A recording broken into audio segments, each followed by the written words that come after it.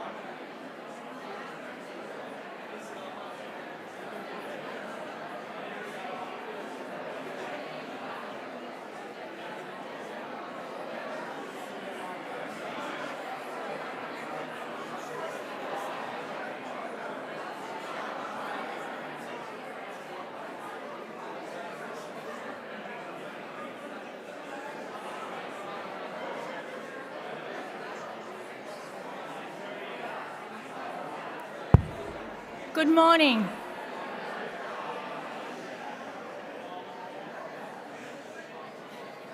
Good morning. I'd like to extend a very warm welcome to the Vice-Chancellor, Deputy Vice-Chancellor, distinguished guests, our students, staff, families and friends, and those who are joining us online. I'm Professor Kath Dean, Deputy Dean, Education and Employability in the Faculty of Medicine, Health and Human Sciences. And we thank you all for being with us today to celebrate our students as they set out on their exciting journey in medicine. Traditions of knowledge sharing and learning have taken place on this land since the Dreamtime.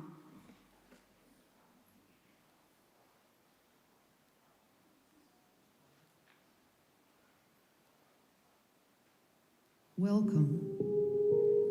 We acknowledge the traditional custodians of Macquarie University land, the Wadamariko clan of the Darug Nation, whose cultures and customs have nurtured this land since the Dreamtime. We pay our respects to elders past, present and future. We welcome people of all nations and all faiths. Kwai Bidja, Jamna Payala Janawi. Come here, we speak together. We have 60,000 years of archaeological evidence of Aboriginal habitation at Lake Mungo and 20,000 years in Ryde. We have great antiquity. Today, hundreds of Aboriginal and Torres Strait Islander people graduate from Macquarie University. The Darug Nation had famous leaders such as Chief Yarramundi, Naraginji, Colby and Maria Locke. Many of the descendants of these Darug people live today amongst you. We celebrate with you our ongoing attachment and custodianship of this country. We celebrate the achievements of Macquarie University.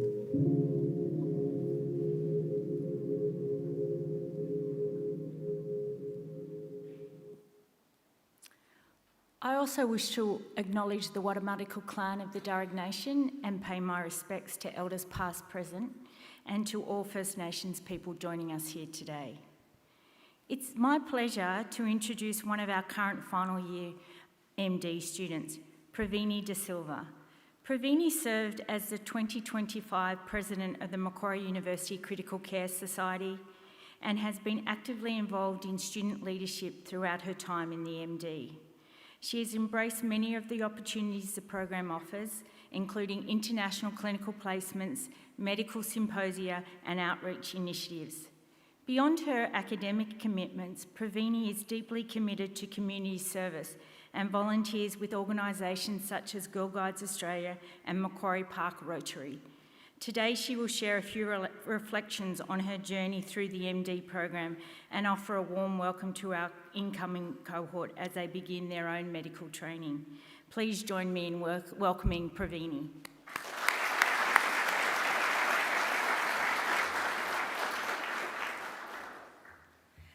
Thank you, Professor Dean, for that lovely introduction. Hello, everyone, and welcome to the Macquarie University MD program.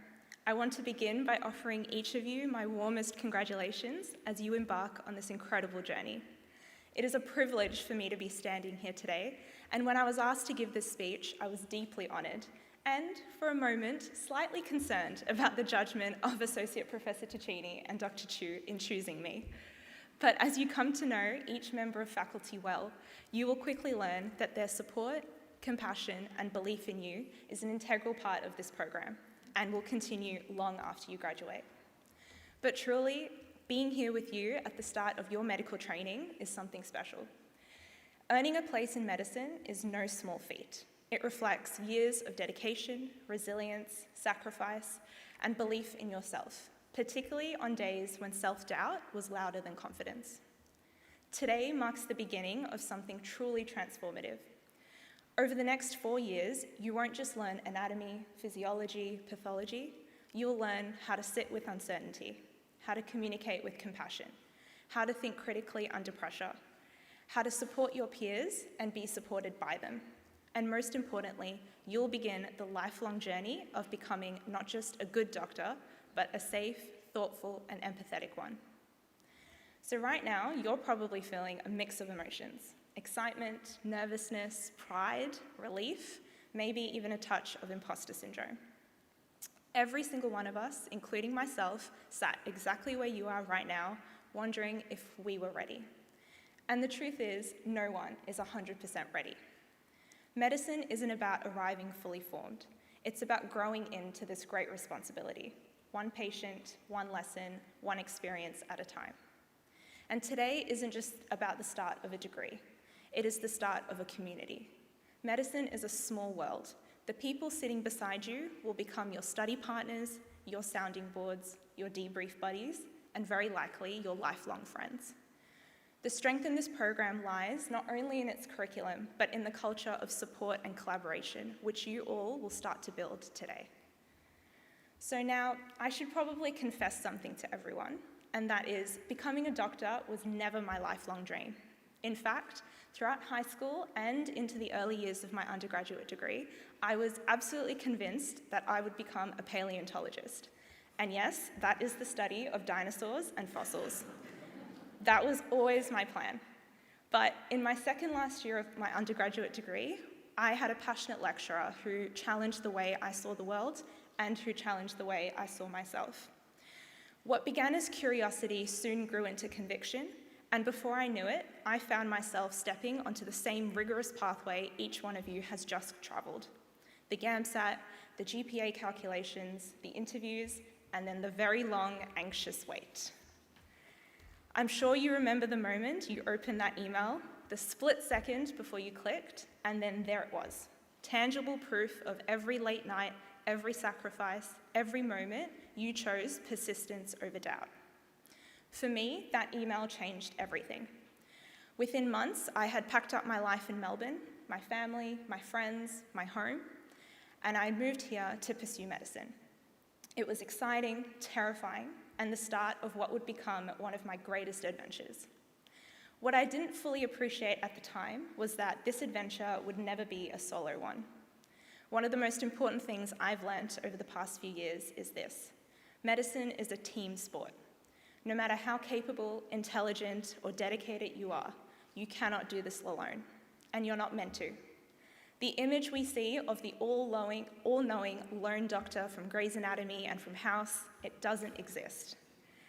Medicine thrives on collaboration.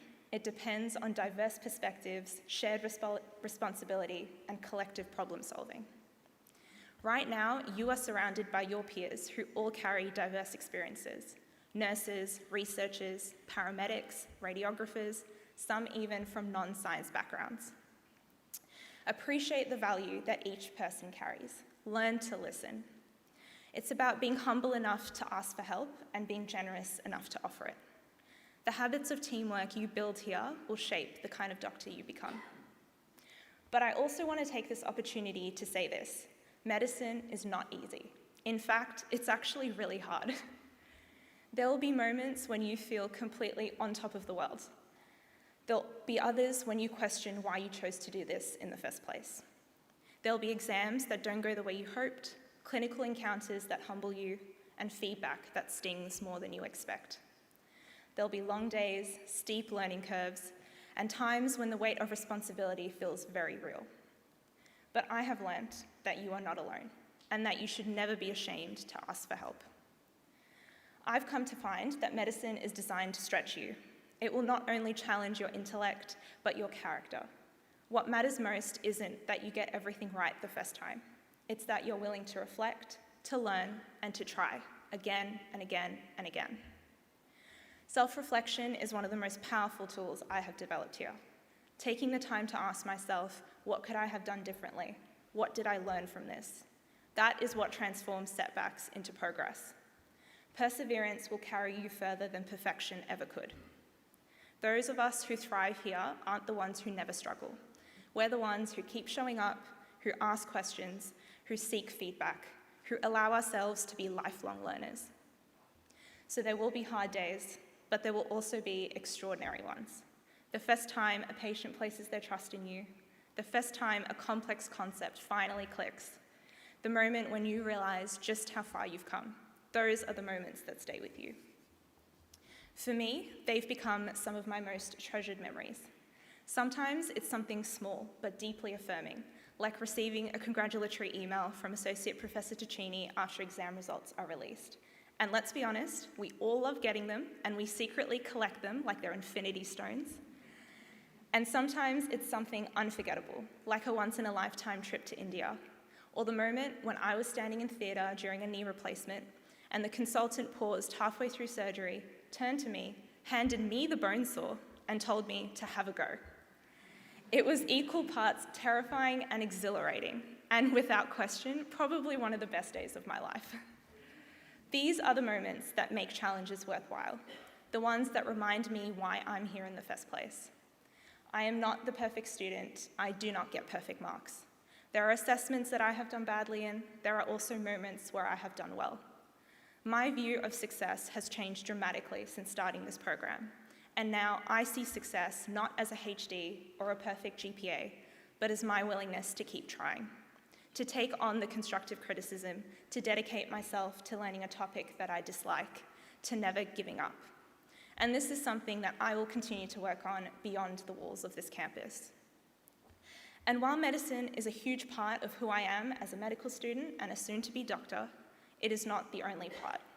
I am also a daughter, a friend, a very proud dog mum to a lovable German Shepherd, a dog trainer, a lifelong dinosaur fossil enthusiast, a president of the MQ Critical Care Society, a Queen's Guide and a lifetime member of Girl Guides Australia, a lover of all things Formula One, and a serious, and I mean serious, addict of epic fantasy novels.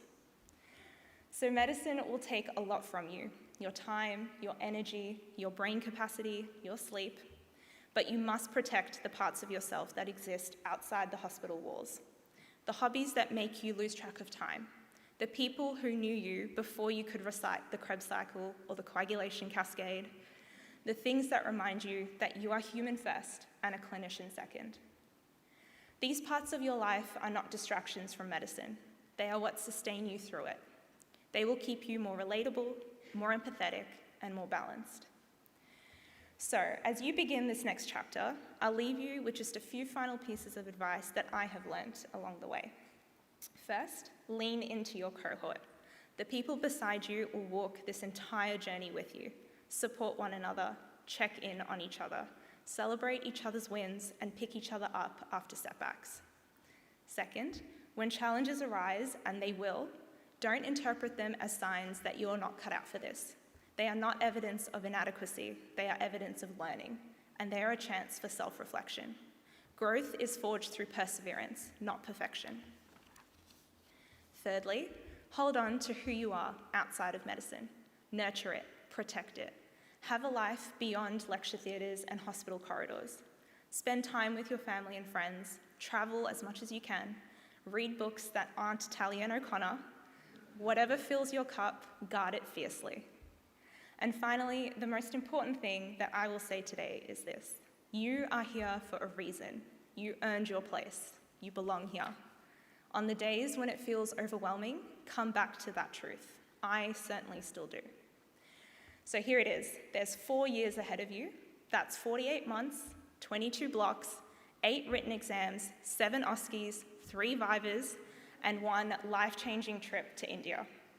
That is what stands between you and the world of endless possibilities that medicine has to offer.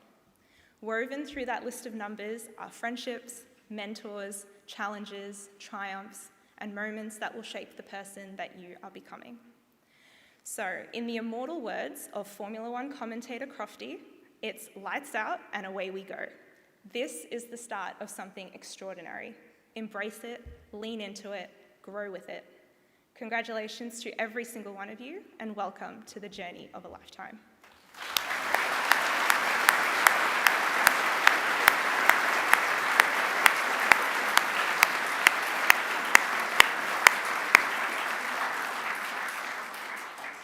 Thank you, Pravini. I think that was a fabulous speech, and I think we might actually get a copy of it so that the students could read it again and remind themselves of it. I think your words are so wise. Really, the importance of collaboration, self-reflection. You know, learning happens in the times that are uncomfortable, and perseverance is really important, but fabulous. Thank you very much. I'm also delighted to introduce Professor Patrick McNeill, the Executive Dean of the Faculty of Medicine, Health and Human Sciences. He is also Macquarie University's inaugural Deputy Vice-Chancellor of Medicine and Health, a role that provides leadership of the clinical and academic components of Macquarie University Health, which represents Australia's first fully integrated academic health sciences enterprise under a university's leadership. The purpose of Macquarie University Health is encapsulated in 3 words: heal, learn, discover. And Professor McNeill leads his tripartite mission of academic clinical practice, education and research. Professor McNeill's career provided him with leadership opportunities across all 3 areas of academic medicine and practice. He's a graduate of medicine from the University of Tasmania, completed a PhD in immunology at the University of New South Wales, and completed a postdoctoral fellowship at the Harvard Medical School. He is a Fellow of the Royal Australian College of Physicians with specialty training in rheumatology. Professor McNeill has been a clinical academic for over 30 years, combining research, teaching and treating patients with arthritis. He's published over 120 papers that together have been cited by others over 7,000 times. Prior to joining Macquarie University, he held leadership roles of Associate Dean Education at the University of New South Wales, Executive Clinical Director of Liverpool Hospital and Chair of Arthritis Australia. Please welcome Professor Patrick McNeill.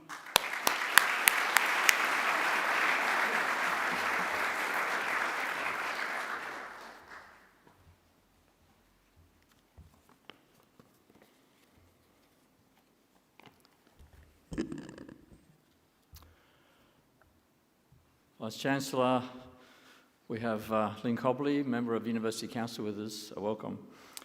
Distinguished guests, ladies and gentlemen, thank you, Kath, for that introduction. It's also a great pleasure for me to welcome the families and friends of our students to our campus, our Wallamadigal campus, named after the clan of Aboriginal people who've been custodians of this land. It's a beautiful campus. As you walk around it, tread lightly. It's been looked after for millennia by people that we need to understand and walk together with better. But it's a great pleasure to welcome you. And also those joining online. I know there's people, probably family of our international students who can't join us. But I want to thank you because I know your support's been crucial in enabling your daughters, your sons or your partners to realise this opportunity to follow their dream to enter the medical profession. I thank you for that support. For me, educating medical students is one of the most rewarding and fulfilling parts of my professional life. As Kath said, something I've been doing for well over 30 years. With a number of my fellow academics and clinicians present today, and I know I speak for all of them in giving you our collective commitment to continue to bring that enjoyment, that excitement, that enthusiasm that we all share, as well as our innovation, our passion, our caring, to the education, training and mentorship of the Macquarie MD class who have begun their studies in this year, 2026. Society entrusts its universities to educate and train the next generation of professionals to serve society's future needs. At Macquarie, we take that responsibility very seriously. And in developing the Macquarie MD and selecting students to study within it, our ambition is to prepare you, the class will graduate in 2029 and enter practice in 2030, to be future leaders of the medical profession and to use all that you will learn here at Macquarie for social good. This event today is an important day in the Macquarie Medical School calendar. We're engaged in a tradition that we believe will endure through future generations. It's already creating a point of difference for the Macquarie medical experience from other medical courses. At this event, we formally recognise through a ritual, Our student doctors' rite of passage to mark the beginning of their professional careers. Today we're welcoming them into the medical profession. The ritual has two parts. In the first, I will welcome each student into the profession as student doctors by presenting them with their own personal stethoscope. The stethoscope, invented by a French physician more than 200 years ago, is a powerful symbol of the medical profession. Its values of altruism, compassion, honour and respect. And in the second part of the ritual, our students will publicly declare here today, in words they have written themselves, in the presence of their family, friends and teachers, their commitment to how they will learn and undertake medical practice. Now, I know, students, you wrote your oath a few weeks back before you heard that wonderful speech from Pravini just now, but as Professor Dean says, please take on board her advice. Very relevant. She has taken the journey that you're about to start. She's in her final year. Let me pick out a few of the wonderful things she said. She said medicine is quite hard. Don't forget that. Don't think you can cruise through. You will need to engage deeply in your learning, and it's not a time to put your feet up just because you got in. That's something Pravini said that I'll just emphasise. Look, the other, I think, really wise thing that Pravini said, that Professor Dean also mentioned, is self-reflection. In my nearly over 50 years of being involved in medicine, self-reflection is the most powerful tool you can have as a medical student and as a doctor. Every experience you have, every patient will teach you something. Even when you're practicing in 40 years' time, you will learn new things from every encounter you have with the people who come to you for help. And self-reflection is the ability to turn that experience into learning. It's a powerful, powerful tool. Experience in this degree is more important than textbooks. Both are important, but experiences are the most important. Reflecting on experience will help you create those transformative understandings that you need to be a good clinician. And then the third thing I'll pick out from what Pravini said was her words, one life-changing trip to India. The Macquarie MD is different, very different to other university degrees in Australia. I was in Hyderabad visiting the 11th cohort of students we've sent there in January this year when they started their 12 weeks at Apollo Health City. They were excited, but every student I've ever talked to after they've come back and at graduation talks about the transformative nature of that experience. It's a powerful message. So thank you again, Pravini, for the really wise words. For those online, you can, and also here, these events are recorded. You can go back and look at it and listen to Pravini's talk again. Now, ladies and gentlemen, the choice our students have made to enter the medical profession is a rare honour. It's actually an extraordinary privilege that should never be taken for granted. And we are very fortunate at Macquarie to have a Vice-Chancellor and President who, as well as being an inspirational leader of this university for the past 14 years, is also a physician, someone who made that same choice himself many years ago, as you have done now, to follow his calling to enter the profession and to do the three things that all physicians should do, expressed in 6 simple words. Cure some, help many, comfort all. It gives me great pleasure to now invite our Vice-Chancellor and President, Professor Bruce Doughton, to give the keynote address. Thank you.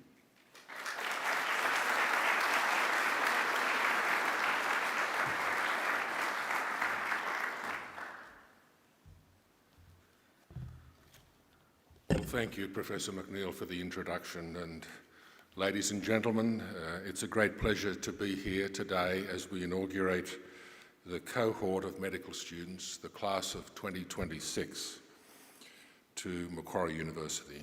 I'm delighted as well and share in the joy that's already been expressed by my colleagues that so many of the family and supporters are here today, and a warm welcome to you. That welcome also extends, as Professor McNeill has done, to those in other parts of this nation or around the world who are unable to be here with us, but who have chimed in by simulcast. So whatever time zone you are in, wherever you are, and in this Michael Egan graduation hall today, I hope you will feel very welcome to Macquarie University. Today's ceremony is recognition of a significant milestone for each of you as individuals, for your families and your friends, and also a very important day for Macquarie University.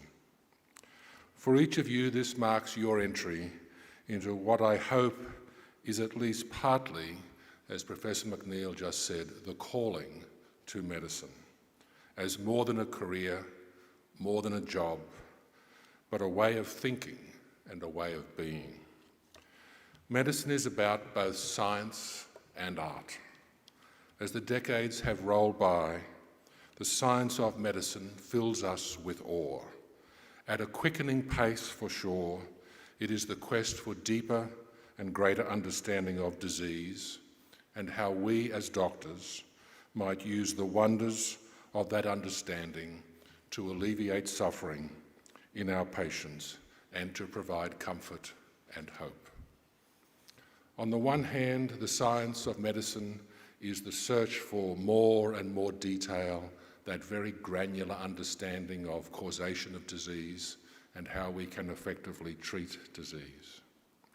On the other hand, it is now, especially with the arrival of artificial intelligence tools, the synthesis of vast arrays of information into comprehensive pictures of that understanding of disease causation, and how the many wonderful treatments that we can offer today work, and the never-ending search to improve them.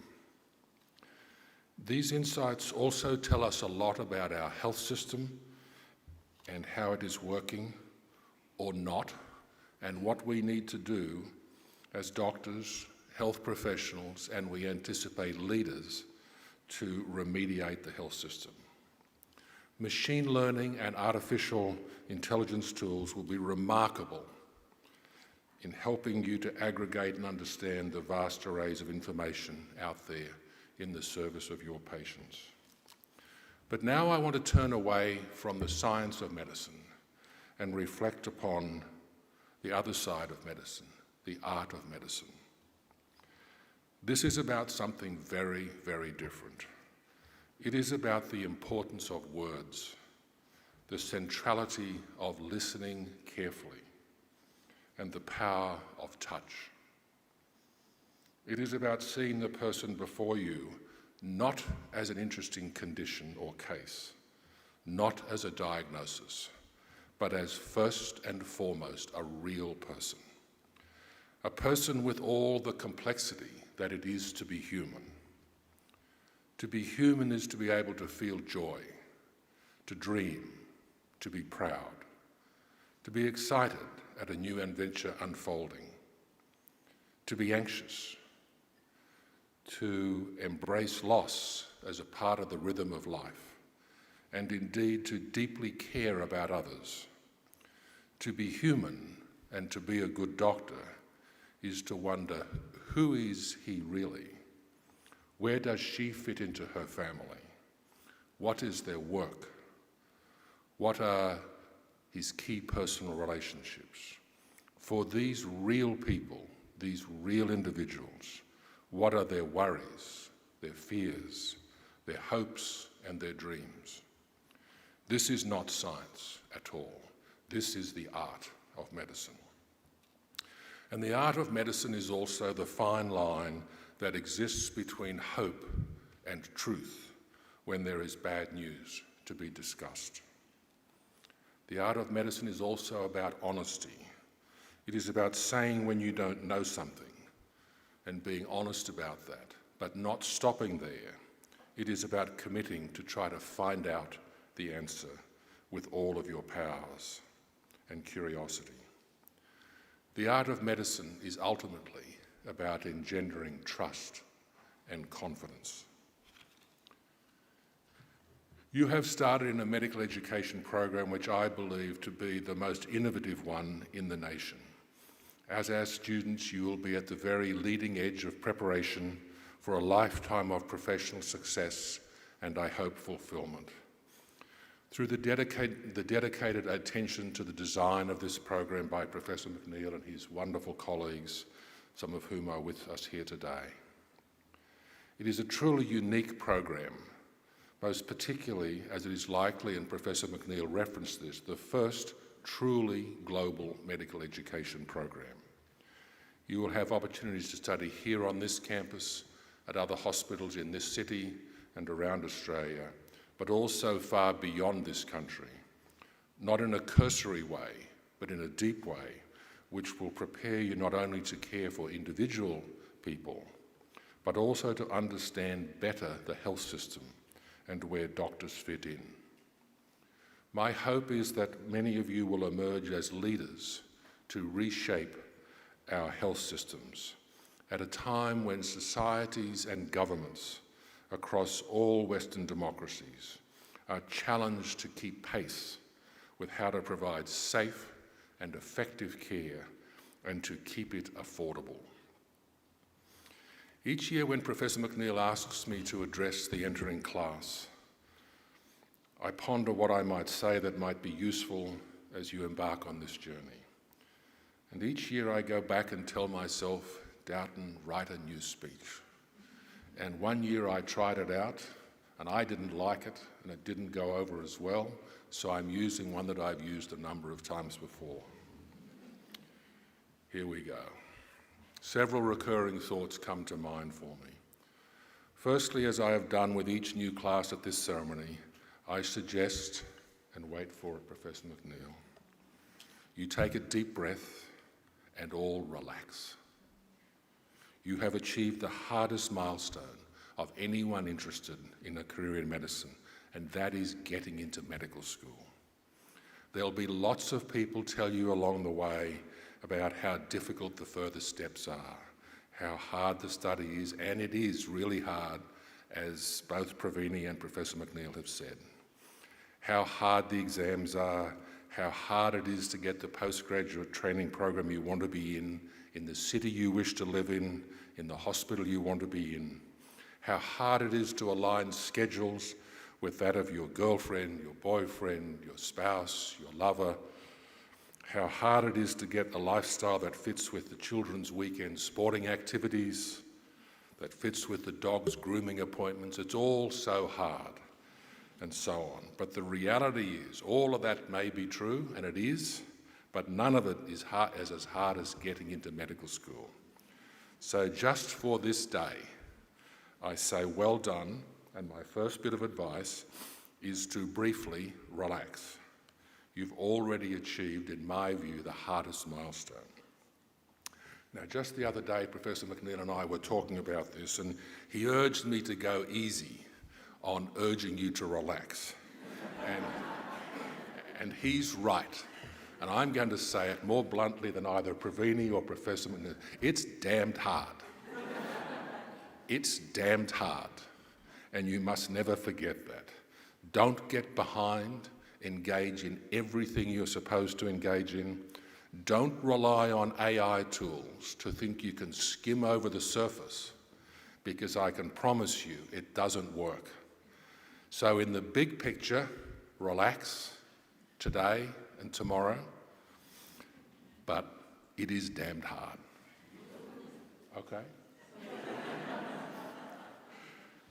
The second thing I want to say is to urge you to pause and be filled with the awe that you must feel about being here. And be thankful for that. As a young boy, I dreamed of being a doctor, with an image burnished in my mind as a 6-year-old watching an early encounter in the outback of Australia with the Royal Flying Doctor Service evacuating a young cousin of mine from an isolated rural property for emergency surgery. And from that day, I could not have imagined anything more exciting. How could that same boy, when he was a young man, arriving from a working-class family in rural New South Wales to the big city, to begin as a medical student at that university across town with a few sandstone bricks, how could that young man have ever seen where entering the profession of medicine would lead him in his professional life? Back then, on that Saturday, in late March, 51 years ago to this month, almost to the day, when he was at your stage, he could never have predicted that he would leave Australia almost immediately after medical school to pursue a career in paediatrics and genetics at the Boston Children's Hospital, that he would move to Washington University in St. Louis to be the director of the Division of Medical Genetics when he was just 30 years old, that he would return to Australia as Dean of Medicine at the University of New South Wales when he was barely 40, that he would have any aspiration to be a university leader, seemingly destroyed by becoming embroiled in a very, very nasty scientific misconduct case, and that in silent protest, as a matter of principle, he would take his young family in free fall with no job and return back to the United States to start all over. That he would end up being a professor at the Harvard Medical School. He would never have imagined that he would travel almost to the ends of the world and back, advising governments, hospitals, businesses, and universities about healthcare and higher education. China, India, the Dominican Republic, Greece, Malaysia, Kazakhstan, Libya, UK, and a dozen or so more. How could he have ever seen the possibility that he would end up at this stage of his professional life leading this remarkable university? And finally, he could never have seen that he would be standing here today to welcome you to Macquarie University. What a privilege. What a privilege. And let me dwell there for a moment and examine that notion of privilege and think and add on to it about gratitude. When I think about how I have had the incredible things I've had throughout my professional life, there have been several contributing factors. Sure, I worked hard, I had some lucky breaks along the way, but at the root of it all, the many substantial blessings of my career have arisen from two very simple things. Firstly, a set of working-class parents who cared about a better future for their two sons than they had had for themselves. And secondly, my education. So I urge you to dwell today here, and hopefully forever, about that notion of privilege, and to give thought especially to the concept of gratitude. Be thankful and mindful of how you are here and why you are here. And I've no doubt that to a great degree it's a result of years of hard work, study and applying yourselves. It's also your native intellect. You're all super smart, you wouldn't be here otherwise. But it's for most of you, when you think about that conception of gratitude, your thoughts of gratitude and caring will go to your family and those to whom you are very close. They are sending you across this city, across Australia, or in some cases, halfway around the world, with their love, support, and caring. That is the gold standard of caring. The gold standard of caring bonds that exist in a family or with your closest and most devoted lifelong friends. Think about that as the gold standard of caring as you embark upon caring for other human beings. And I would advocate always use that as a benchmark. So there is my second thought for the day. Be thankful. A moment ago I shared with you a little of my own journey And I didn't tell you those brief bits of biography for the purposes of self-promotion. I did it to suggest to you that you are embarking upon a professional career with so many opportunities, such a diverse range of career choices, so many directions, so many things you can do. And just as they have been for me, some of those opportunities will be easy, welcoming, and thrilling. And as Pravini said, just as for me, others will be disappointing, daunting, and confronting. All part of the richness and individual career pathways which you now begin. Reflecting back on the many diverse opportunities in my own career, none of which I could have seen back on that day in March 1975, 51 years ago, when I was at your stage, I urge you to keep your eyes open for every opportunity. Keep those eyes open for the possibility of something you have not foreseen. I also believe that the most interesting and fulfilling careers and lives come to those who are innately curious, a yearning to understand why something is the way it really is, curiosity to want to peek behind the door slightly cracked open, curiosity to grab a hold of the surgical saw when it is pointed towards you. Curiosity will enrich your experience enormously. So my third thought, be curious. Now a thought for you about how we interact with our patients. And if you'll just excuse me for a moment, I'm just going to pop down there.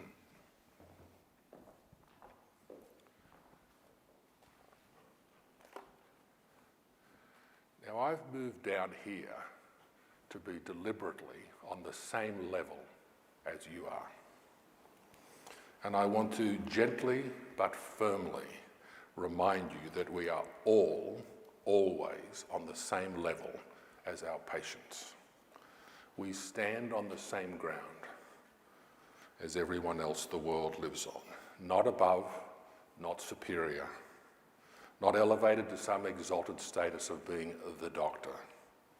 We are on the same level, entrusted with the high privilege of being allowed to enter the innermost parts of our patients' lives, their sickness, their health, their being born and their dying.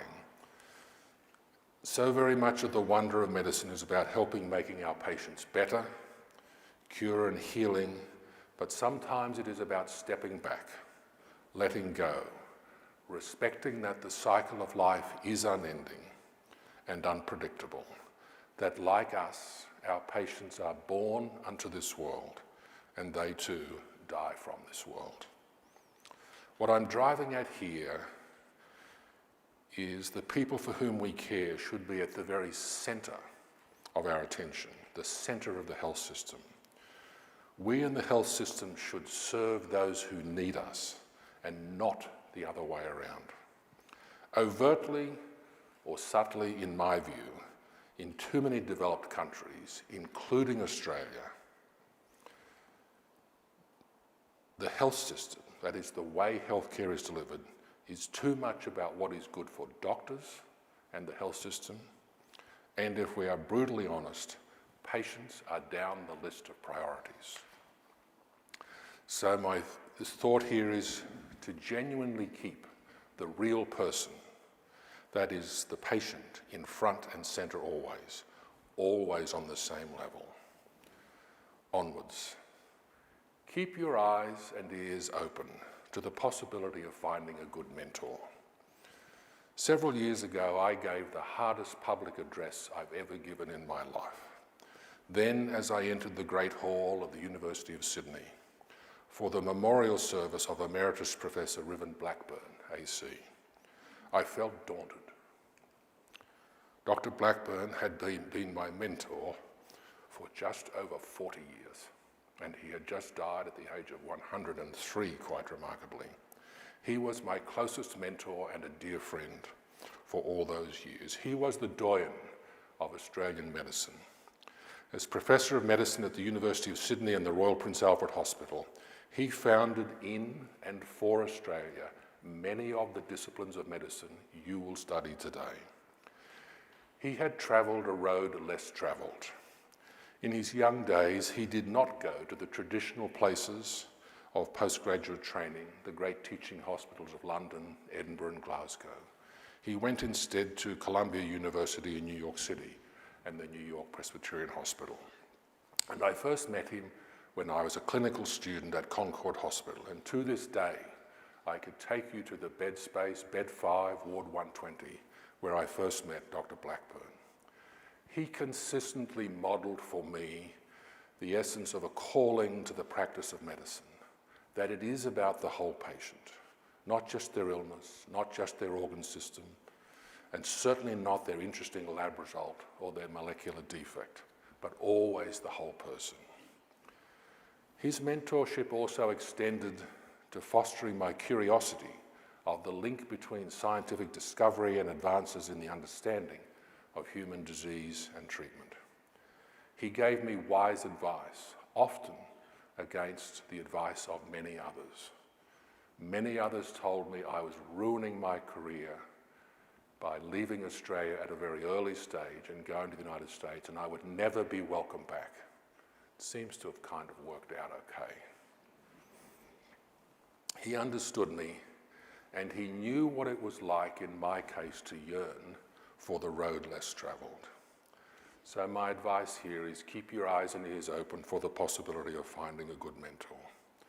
In thinking about mentorship, I'm drawn to the words of a wonderful African-American lawyer, Dr. Marion Wright Edelman in Washington, D.C. Dr. Edelman founded the American organization, the Children's Defense Fund, to plead for the rights of American children because they do not vote.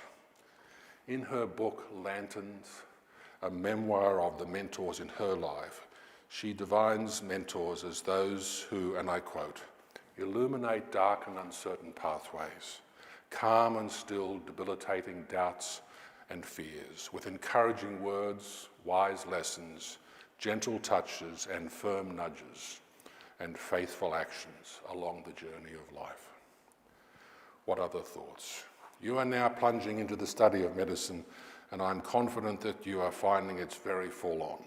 And as Pravini has already done, explained to you the demanding nature, remember the damned hard word I used a moment ago, of the study of medicine.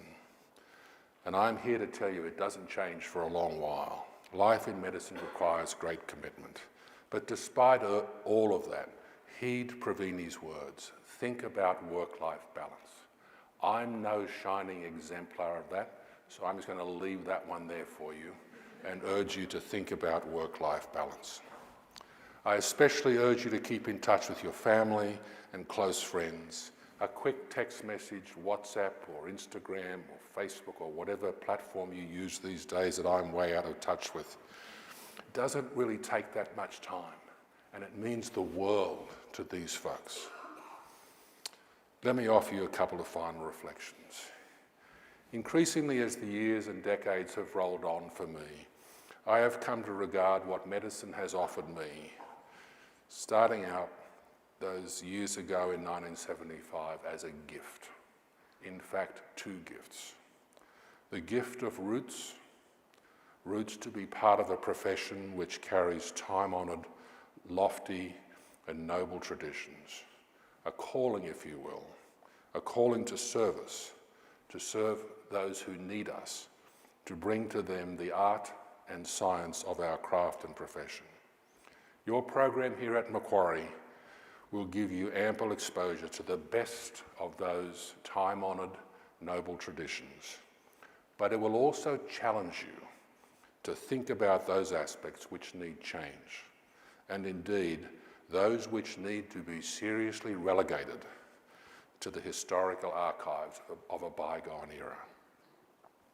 The second gift, the gift of wings. For me, this gift of wings has been about pushing myself to seize opportunity, to explore, to go beyond, to challenge the expectations those around me had for me, to travel, live and work all over the world. And yes, at times, in my case, like my wonderful mentor, the late Dr. Blackburn, to travel the road less travelled. A medical degree has allowed me to do so very much.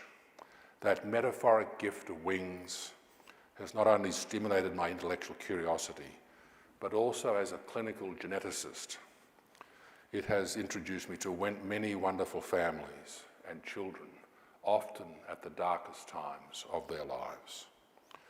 Long ago, I realised that from my patients, I learned far more than they ever learned from me.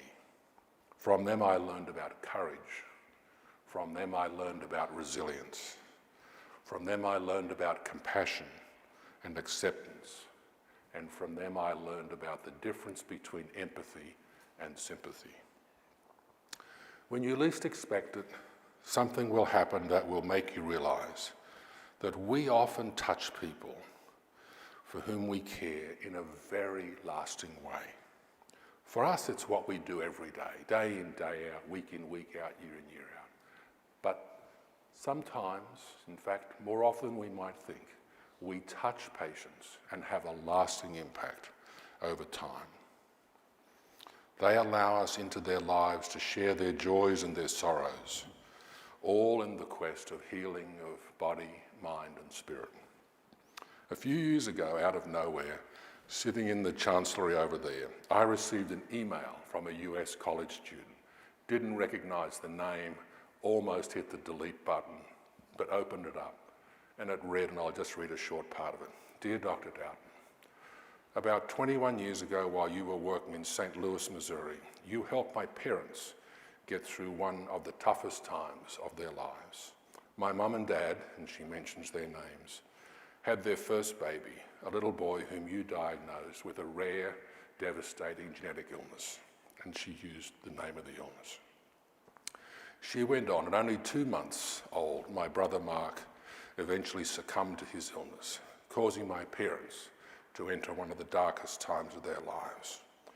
When I was 13, my dad told me about those dark times and how without you, neither he nor my mother would have made it through a very difficult time. The email goes on. My dad is the strongest man I know, and he still tears up every time he speaks of you and everything you have done for our family. That simple email, 20 years down the line, reminded me that we must never underestimate the lasting impact we can have on the lives of others. In closing, I say to Professor McNeil and your terrific colleagues, congratulations on selecting this wonderful group of young people to enter our medical school. To the mothers and fathers, the grandparents, the partners, the friends, the supporters, whether you are here with us or far away in Australia or around the world, thank you for entrusting us with these young people for this part of their journey into a lifetime of professional self-discovery. To our students, each and every one of you, I say congratulations. I am delighted that you have chosen to join Macquarie University. And to summarise, I say, relax, but not too much.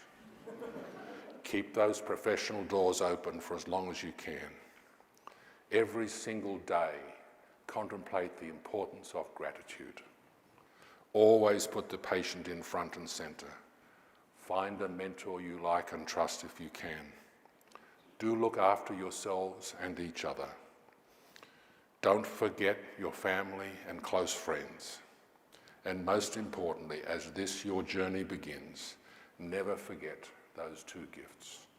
The gift of roots to belong to this remarkable profession, and the gift of wings to take your lives in presently unimaginable directions, all always in the service of others.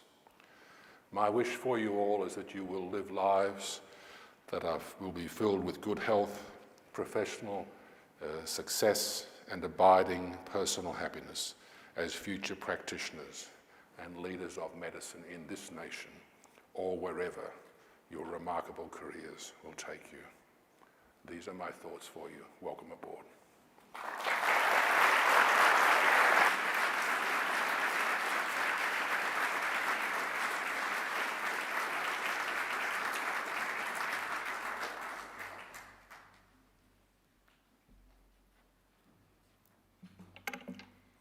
Thank you, Vice-Chancellor, for those wise words. Really the importance of embracing the art and science of medicine, seizing all the opportunities, maintaining curiosity, and most importantly, keeping the patient and the family at the centre of the healthcare that you deliver. As evidence from the speakers today, Macquarie University identifies itself as being a university of service and engagement, with its ambitions driven by a sense of service to others and a deep desire to engage so we can all collectively succeed. Macquarie University was established in 1964 to be a distinctive, progressive and transformational institution of higher education. Its values, collective ambition, purposeful collaboration, bold innovation and genuine care guide our Macquarie University community in all that we do. The stethoscopes presented to our students today will be a reminder of these values and Macquarie University. I'd like to invite Professor Patrick McNeill to return to the stage to present our students with their stethoscopes. He'll be assisted by Ishan Colley and Jasmine Verk.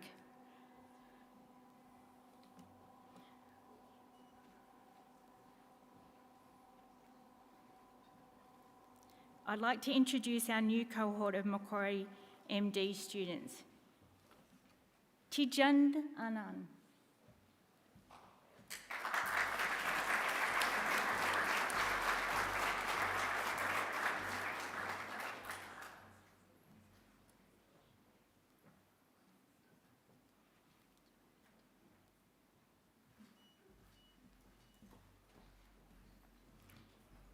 Anton Nino Fernandez.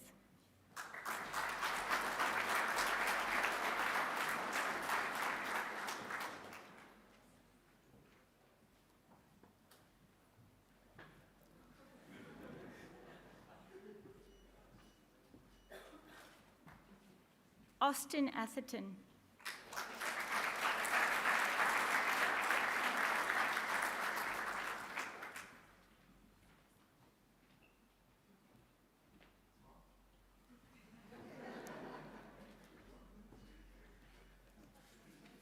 Amelia Jane Bates.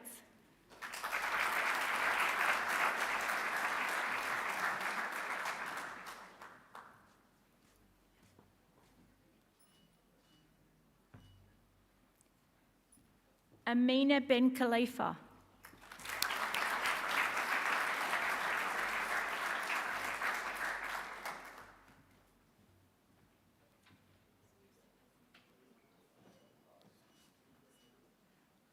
Sana Bahata.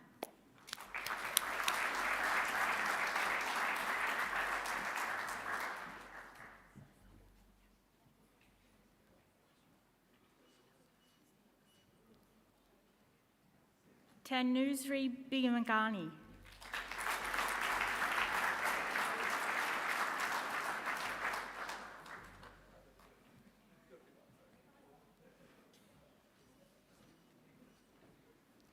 Samantha Brewer.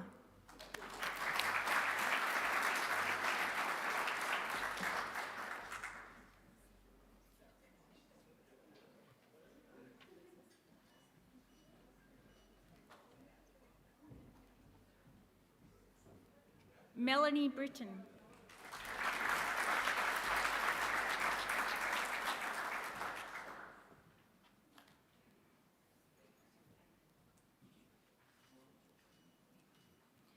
Cassandra Brown.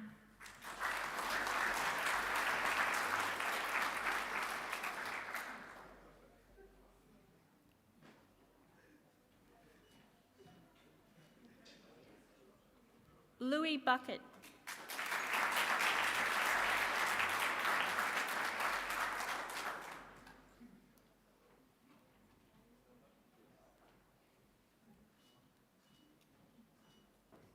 Ju Young Boon.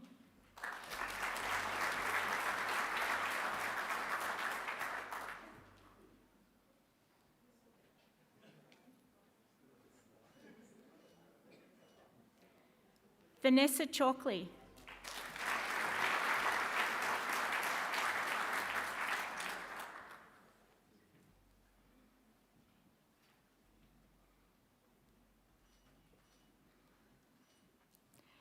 Jonathan Chandler.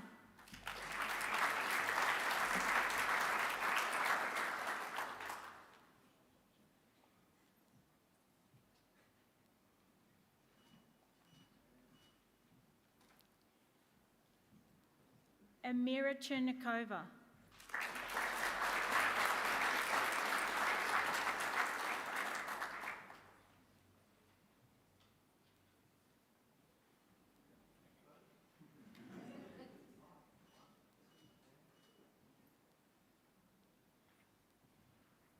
Shaway Fati.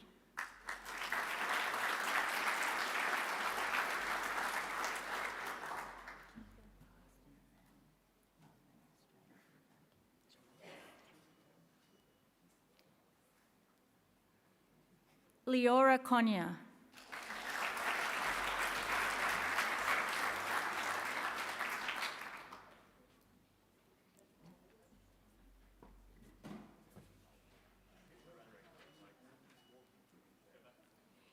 Isabel Crockett.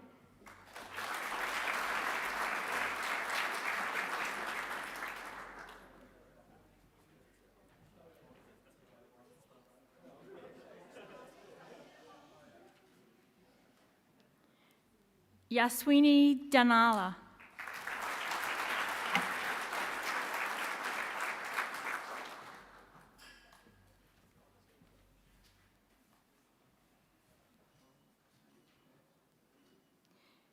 Zihad Durib.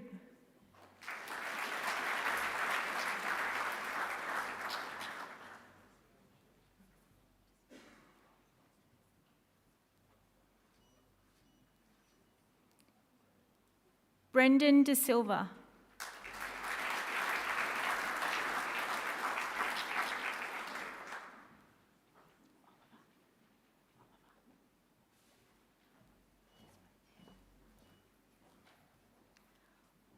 Oliver Duffy.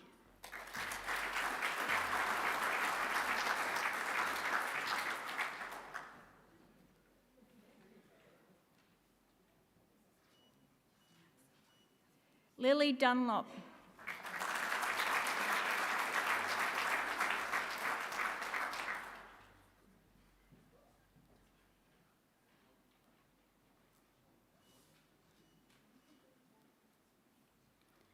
Amida El Malai.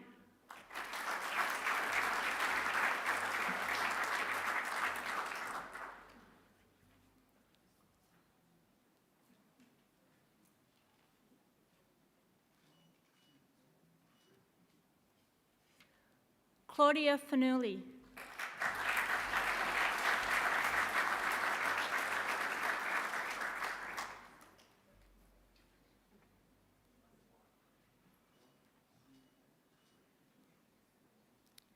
Jonathan Fernando.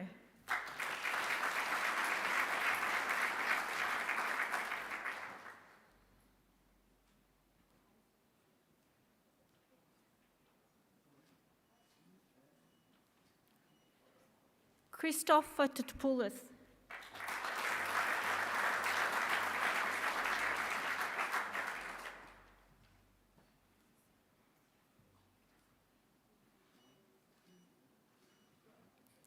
Varsha Gopal.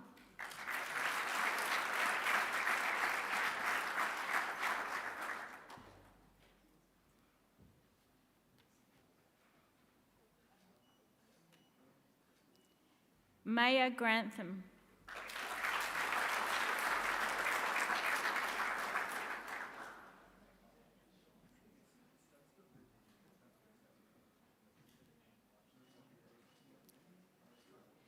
Tianyu Go.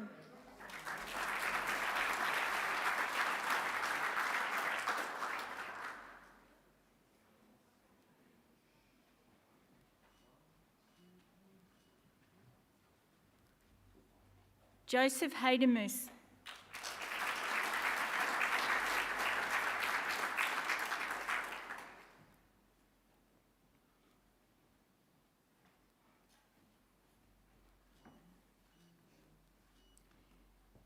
Mia Herbert.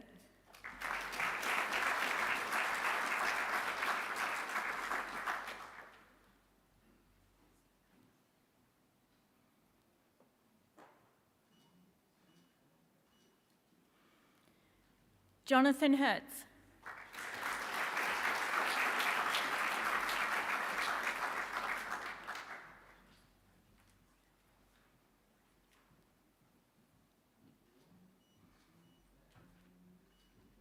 Poppy Hutchinson.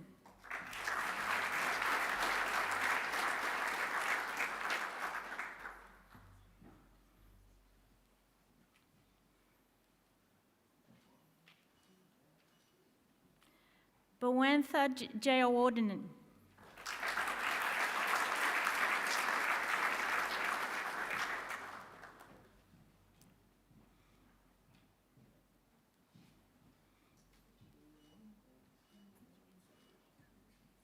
Andrew Kingsley.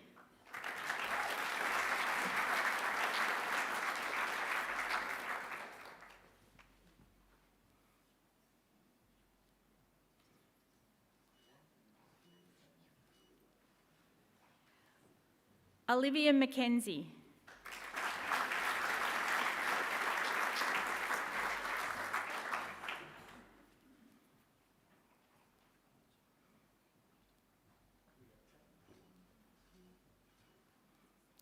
Hayam Mahal.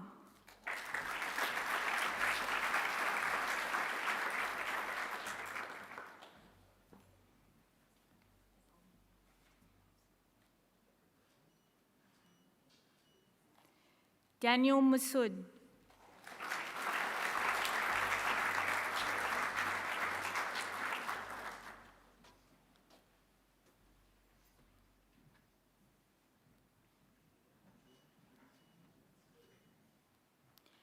Bailey McDougall.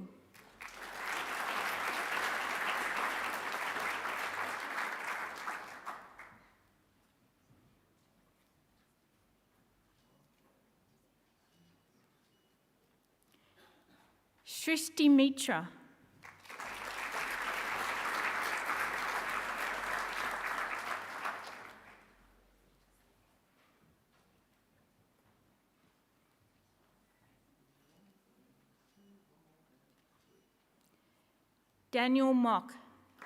Darren Mock, sorry.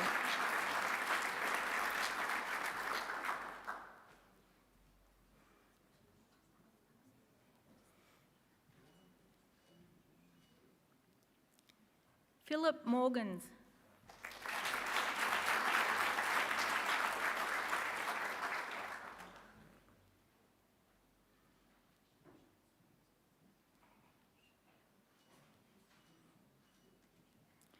Luke Moynihan.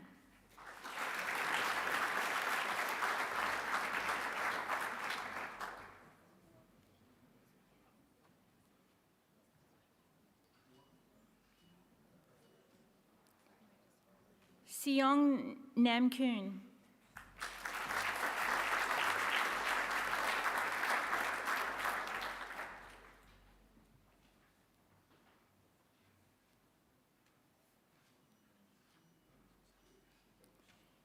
Vivi Nugent.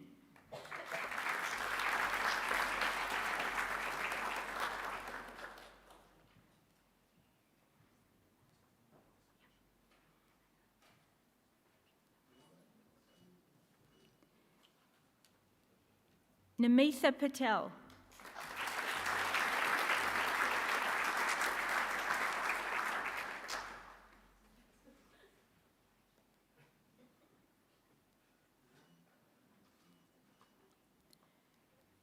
Patricia Phillip.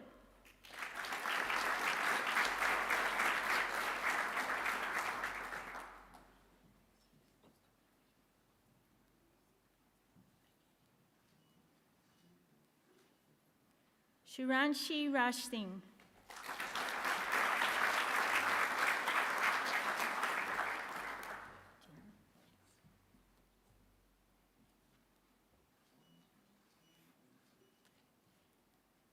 Jenna Raffaelli.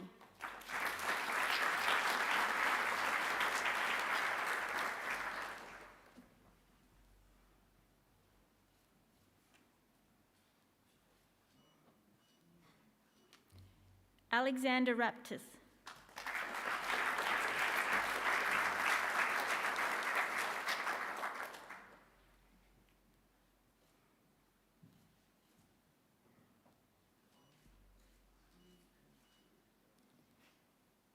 Jack Richardson.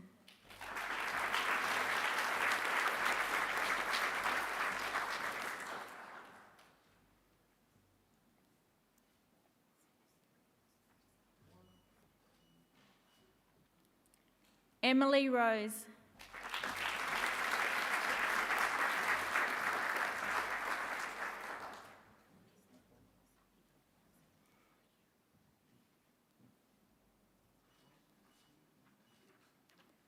Lucas Sack.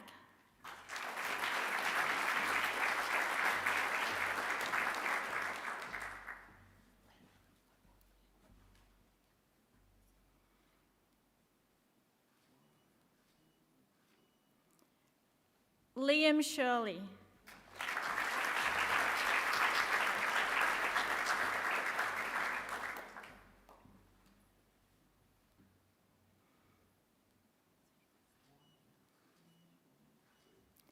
Jack Sittle.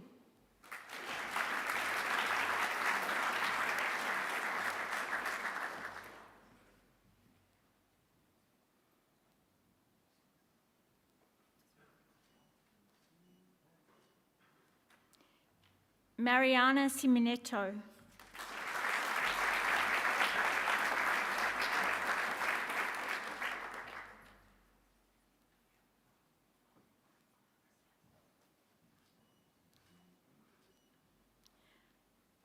Harshini Sivakuma.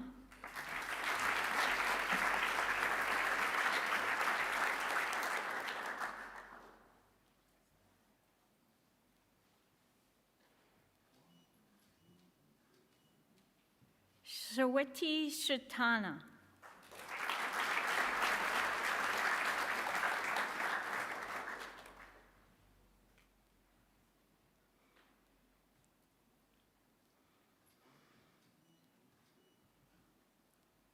Jack Stokes.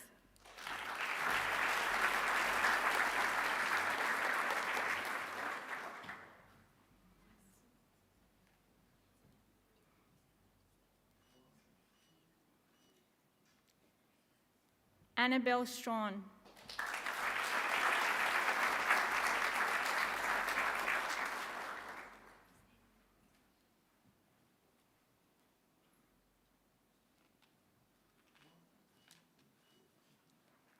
Lingwei Su.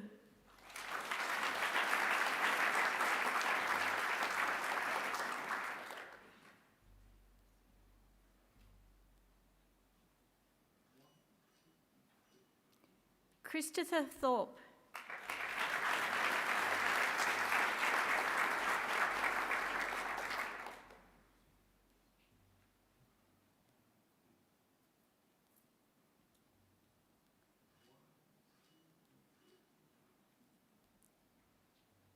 Georgia Tino.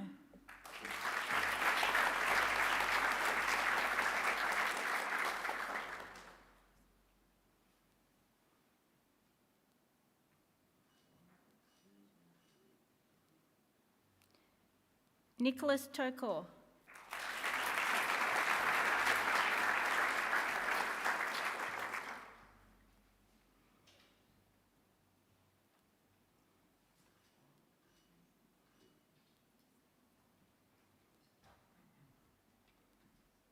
Charlotte Turner.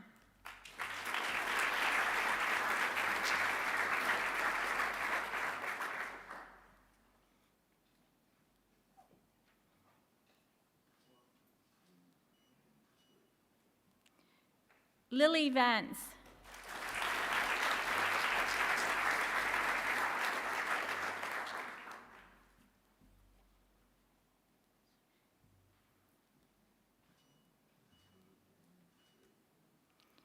Gifty Vajeez.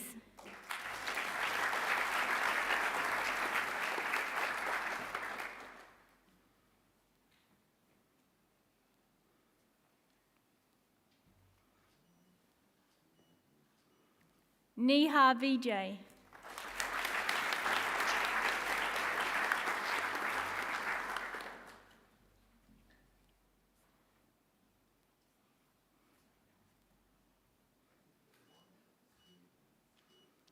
Quan Ning Wang.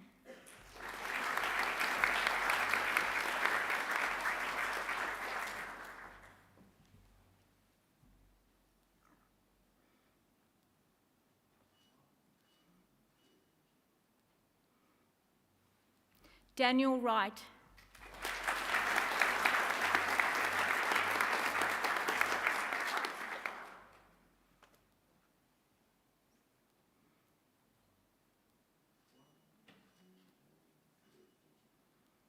Jasmine Wright.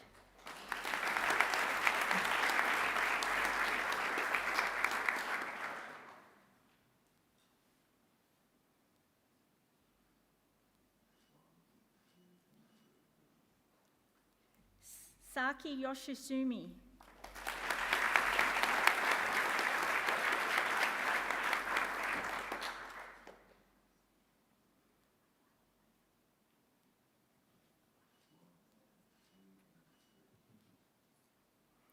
Jason Zhang.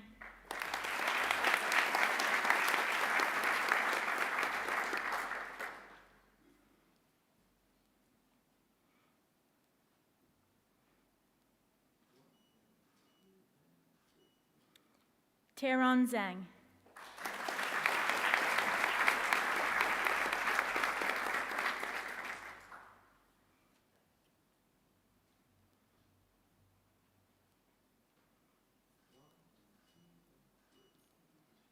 Li Xinjian.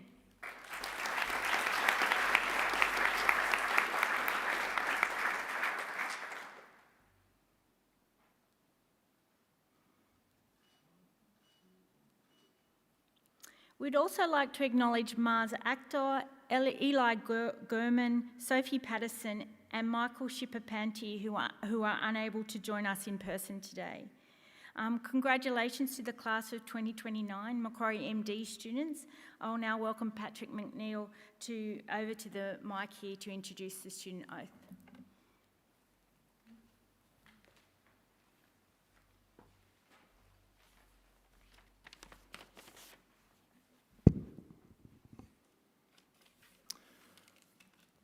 So, ladies and gentlemen, today's ceremony marks a rite of passage for Macquarie MD students and continues this tradition for our faculty. As part of this tradition, our students will now, in their own words, commit to learning to their profession, to their communities and to their patients. I ask the students please stand to deliver their oath.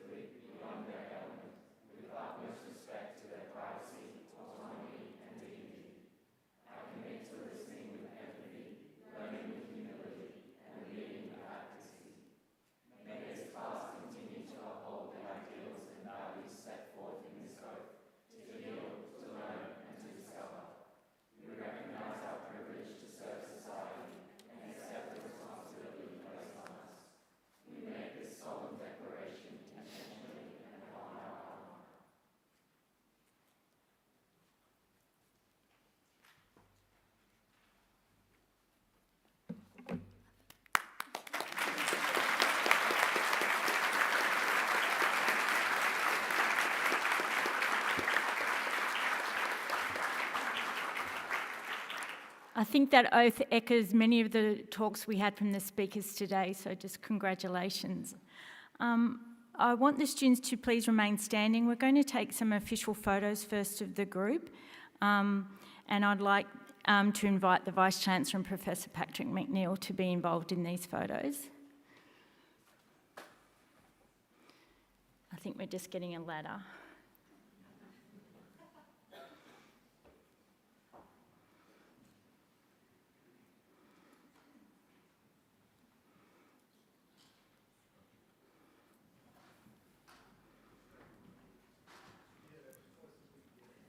Just move that way.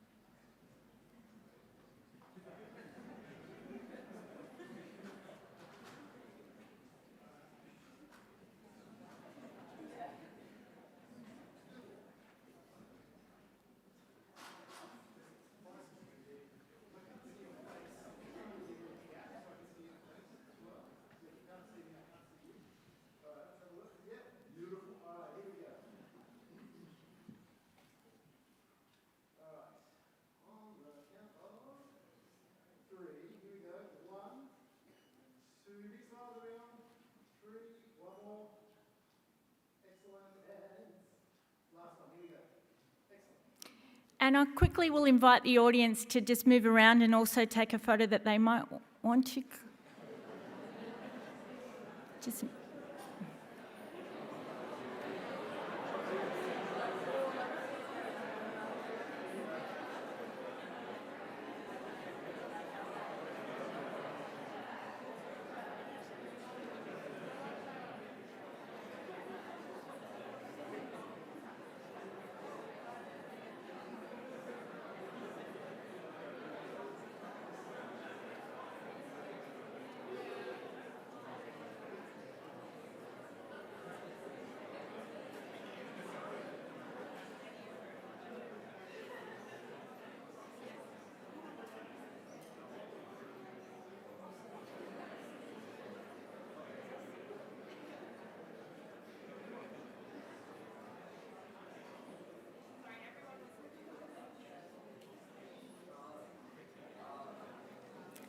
And if you've taken a photo, if you could resume your seats, that would be great.